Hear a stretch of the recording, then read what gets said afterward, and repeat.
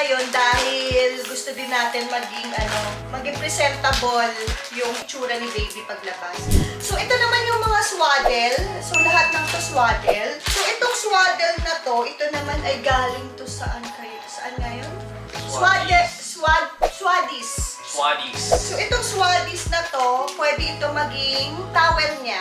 So, hindi na ako nagdala ng mga towel na sobrang dami kasi hindi naman magagamit. Tapos ito, swaddies din to. Ito yung mga easy access na ano na lang. Yan, ipapasok lang siya dito. Yan, diba?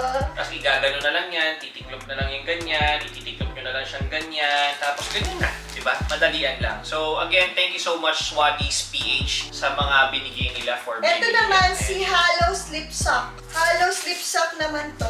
Ganun din to, papasok lang siya dito. Grabe no, sobra. Dati nung panahon kasi ni Nathan tsaka ni Ikay, ano lang yan eh, puro lampin lang yung mga yan, diba? Oo, diba? Wala namang ganito.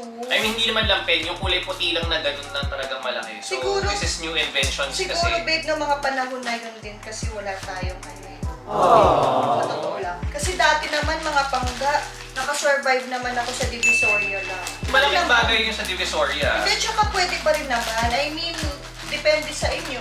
Kaya lang kasi mga pangga, medyo nahirapan na rin ako mamili doon ngayon. Lalo na nagkaroon din ako ng pag-bed rest. Kasi lula yung placenta si Mami. Next, ito naman yung mga lampin niya. Ayan, mga ilang pirasong lampin lang to. Pero nagdala rin ako, babe, ng ano ko, pang takip. Yung nursing Nursing something, parang cape. ganun.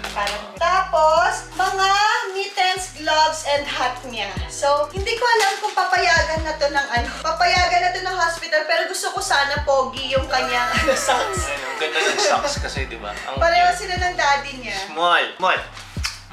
So, ito yung mga mittens, gloves, hats, tas lahat dyan nakaano na rin, nakasulat.